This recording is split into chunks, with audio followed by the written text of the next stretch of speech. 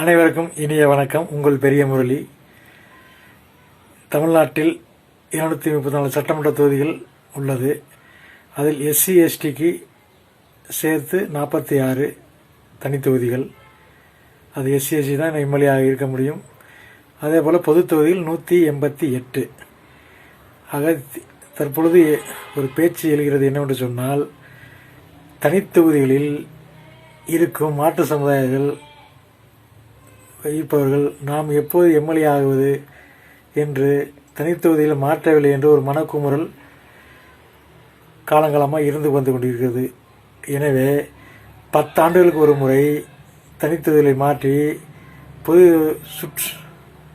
சுழற்சி முறையில் மாற்ற வேண்டும் என்று பொதுமக்கள் சார்பில் கேட்டுக்கொள்கிறேன். ஏனென்று சொன்னால், அவர்கள் வரி செலுத்துகிறார்கள், கட்சிக்கு செலவு செய்கிறார்கள்.